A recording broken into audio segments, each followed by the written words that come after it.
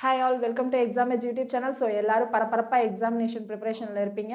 So அதில் நான் வந்து இன்டர்ப் பண்ணுறேன்னு நினைக்கிறேன். நான் ரொம்ப லென்த்தி டைம்லாம் எடுத்துக்கல. ஜஸ்ட் ஒரு 5 to 6 மினிட்ஸில் நம்ம என்ன பண்ணலாம் அப்படின்னா, டூஸ் அண்ட் டோன்ட்ஸ் எக்ஸாம் ஹாலில் போய் என்னெல்லாம் பண்ணணும் பண்ணக்கூடாது அதெல்லாம் நான் சொல்ல போகிறேன். ஹால் டிக்கெட் எடுத்துகிட்டு போங்க, பிளாக் பென் எடுத்துகிட்டு போங்க, அதெல்லாம் நான் சொல்ல வரல. ப்ளூ பென் எடுத்துகிட்டு போங்க, டிஸ்கிரிப்டிவ் நல்லா எழுதுங்க, அது நான் சொல்லல. ஸோ மெயினாக ஜென்ரலாக நீங்கள் ஹாலுக்குள்ள என்னெல்லாம் ஃபேஸ் பண்ணுவீங்க? ரீசனிங் கொஸ்டின் பார்க்குறப்ப என்ன ஃபேஸ் பண்ணுவீங்க? ஜிஎஸ் கொஸ்டின் எப்படி லாஸ்ட் ஒரு 10லேருந்து ஒரு 5லேருந்து 10 கொஸ்டின் ரீட் பண்ணாமலே ஆன்சர் போட்டு வருவீங்க?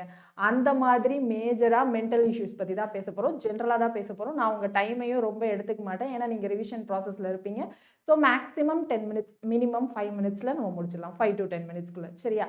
ஸோ வாங்க நம்ம எக்ஸாம் ஹாலுக்குள்ள என்னெல்லாம் பண்ணுவோம், என்னெல்லாம் பண்ணக்கூடாது அப்படின்னு சொல்லிடுறேன். ஸோ ஃபர்ஸ்ட் டிப்பா நீங்க என்ன வச்சுக்கலாம் அப்படின்னு பார்த்தீங்கன்னா, நமக்கு மேக்ஸிமம் எல்லா கொஸ்டின்ஸும் தெரிஞ்சதா தான் வரும். லாஜிக்கா. மேக்ஸிமம் ரீசனிங்கை பொறுத்த வரைக்கும் நான் ஃபோக்கஸ் பண்ணி சொல்றேன். லாஜிக்கா எல்லா கொஸ்டினுமே ஈஸியா தான் இருக்கும். நமக்கு ட்ராப் செட் பண்ணி நம்ம போய் வேணும்னே தப்பா போடணும் அப்படின்ற மாதிரிலாம் யாரும் எடுக்க மாட்டாங்க.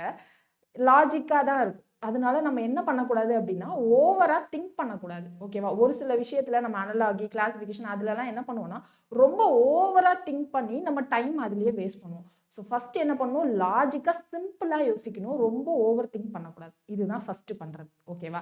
2வது என்ன பண்ணக்கூடாது அப்படின்னா, கொஸ்டின சரியா வாசிக்காம விட்டுறக்கூடாது. நாட் ட்ரூ, நாட் கரெக்ட் அந்த மாதிரி நாட்ட விட்டுறக்கூடாது. ஓகேவா? ஸோ கரெக்ட் ஸ்டேட்மெண்ட் கேட்டிருக்காங்களா, ராங் ஸ்டேட்மெண்ட் கேட்டிருக்காங்களா, என்ன கேட்டிருக்காங்க அப்படின்னு கொஸ்டினை ஒழுங்கா வாசிக்கணும். நம்பர் 2. நம்பர் 3 என்ன பண்ணணும் அப்படின்னா, ஃபர்ஸ்ட் நீங்க ரீசனிங்க்கு எவ்வளோ டைம் எடுத்துக்கலாம் அப்படின்னு நிறைய பேர் கேட்குறீங்க. ஃபர்ஸ்ட் என்ன பண்ணணும் அப்படின்னா, உங்களுக்கு தெரிஞ்ச கொஸ்டினா டக்கு டக்கு டக்குன்னு போடக்கூடிய கொஸ்டினா ஃபர்ஸ்ட் கடகடன்னு போட்டுருணும். மேக்ஸிமம் ஃபிகர் ரிலேட்டட் கொஸ்டின்ஸ், இந்த பிளட் ரிலேஷன், டைரக்ஷன்ஸ் இது எல்லாமே கடகட கடகடன்னு போடக்கூடிய கொஸ்டின்ஸா இருக்கும். ஸோ ஃபர்ஸ்ட்டு அதை பிக் பண்ணி நீங்கள் என்ன பண்ணணும் அப்படின்னா, ஈஸியாக போட்டுருணும். ஈஸியிலேருந்து மீடியம் லெவல் வரைக்கும் இருக்கிறத கடகடன்னு போட்டுருணும். இதுதான் 3வது டிப். 4வது டிப் என்ன அப்படின்னா, கொஸ்டின் இப்போ உனக்கு நமக்கு 5, 6 லைனில் இருக்குது அப்படின்னா டக்குன்னு போட முடியல. அந்த கொஸ்டினை அந்த டைமுக்கு நீங்கள் மார்க் பண்ணிவிட்டு ஸ்கிப் பண்ணிடணும். அந்த கொஸ்டினுக்கு அப்புறமா வரணும். சரியா? ஸோ நீங்கள் மேக்ஸிமம் ரீசனிங்க்கு எவ்வளோ டைம் எடுத்துக்கணும் அப்படின்னு கேட்டிருந்தீங்க. ஸோ 45 மினிட்ஸ் தான் நமக்கான டைம். 1 ஹவர்ன்றதே ஜாஸ்தி தான். ஆனால் 1 ஹவருக்கு மேலே போகவே கூடாது. இன்னொரு ஸ்டூடெண்ட் என்ன கேட்டிருந்தாங்க அப்படின்னா, நான் எவ்வளோ தான் எடுத்தாலும் 35 to 40 தான் ஸ்கோர் வருது 50 கொஸ்டின்ஸ்க்கு. எப்படி மேம் இம்ப்ரூவ் பண்ணுறது அப்படின்னு கேட்டிருந்தாங்க. ப்ளஸ் டைமும் எனக்கு ஜாஸ்தி ஆகுது. 1 ஹவர் 15 மினிட்ஸ்க்கு மேலே ஆகுது அப்படின்னு சொன்னாங்க. ஸோ இந்த மாதிரி ஸ்டூடெண்ட்ஸ்லாம் என்ன பண்ணணும் அப்படின்னா, நான் பேசிக்கலாக அப்சர்வ் பண்ண வரைக்கும் நிறைய ஸ்டூடெண்ட்ஸ் ஒரு 10 கொஸ்டின் போடுற வரைக்கும் கான்சென்ட்ரேஷன் கரெக்டாக இருக்கும். அது ரீசனிங்கோ மேக்ஸோ இருக்கிறப்போ. ஆனால் 10 கொஸ்டினுக்கு மேலே நம்ம அதே டைப் ஆஃப் கொஸ்டின்குள்ளேயே பண்ணிட்டு இருக்கிறப்போ நம்ம கொஞ்சம் ட்ரெயின் அவுட் ஆகும். அதனால நம்ம என்ன பண்ணலாம்னா 10 ரீசனிங் கொஸ்டின் முடிச்சுட்டு அடுத்து ஜிஎஸ் கொஸ்டின்குள்ளே போகலாம். ஜிஎஸ் கொஸ்டின் நமக்கு அங்கே கொஞ்சம் போர் அடிக்கிறப்போ ஒரு 30 கொஸ்டின் போட்டுட்டு திரும்ப என்ன பண்ணலாம்னா ரீசனிங் கொஸ்டின் வரலாம். ஆனால் இப்படி போயிட்டு நம்ம திரும்ப வர்றப்பையும் நம்ம என்ன பண்ணோம் அப்படின்னா டைம் கால்குலேஷன் ரொம்ப ரொம்ப முக்கியம்.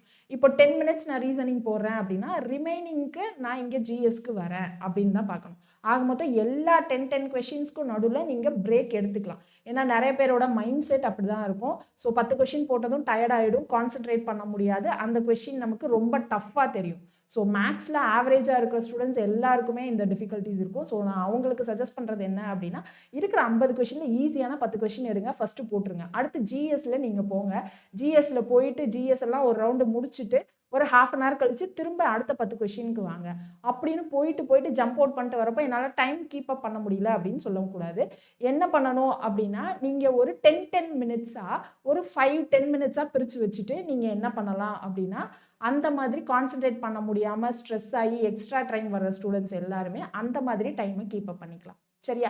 ஸோ ஃபர்ஸ்ட் இப்போ டிப்புக்கு வாங்க. டிப்பில் நம்ம என்ன சொல்லியிருந்தோம், ஃபர்ஸ்ட் ஓவராக திங்க் பண்ணக்கூடாது, சிம்பிள் லாஜிக் தான் இருக்கும். நம்பர் 1. நம்பர் 2, கொஸ்டினை ஒழுங்காக ரீட் பண்ணணும்.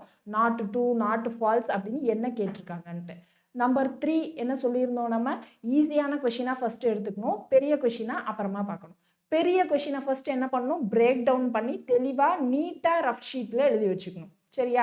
ஸோ கொசன்னு எழுதி வச்சிட்டீங்க அப்படின்னா அப்புறமா செக் பண்ண முடியாது. ஸோ நீட்டாக பாயிண்ட் வைஸாக எழுதி வச்சிட்டீங்க அப்படின்னா ஏதாவது டவுட்ஸ் இருக்கிறப்பையும் நம்ம மேலே கீழே போயிட்டு வர முடியும். ஓகேவா? ஸோ அதனால தெளிவா ரஃப் ஷீட்ல பெரிய கொஸ்டின்ஸ் இருக்கிறப்ப எடுத்துக்கோங்க. 5வது நமக்கு அந்த பசில் சம்ஸ் வர்றப்போ, இல்ல நம்பர் சீரியஸ் அதெல்லாம் வர்றப்ப என்ன பண்ணுங்கன்னா, நான் திரும்பியும் சொல்றேன் தெளிவா ரஃப் ஷீட்ல எழுதுங்க. நெறைய பேர் தெளிவா எழுதுறது கிடையாது. திரும்ப ஃபர்ஸ்ட்ல இருந்து நம்ம சால்வ் பண்ற மாரி ஆகும். அது எக்ஸ்ட்ரா டைம் ஆயிடும். ஓகேவா? ஸோ ஜிஎஸ்ல பொறுத்தவரைக்கும் நம்ம எப்படி கான்சன்ட்ரேட் பண்ணணும் அப்படின்னு பார்த்தீங்கன்னா, ஜிஎஸ்ல ப்ராசஸ் ஆஃப் எலிமினேஷன். ஸோ ஆப்ஷன்ஸ்ல இருந்து போற மாதிரி நீங்க மேக்ஸிமம் பார்த்துக்கோங்க.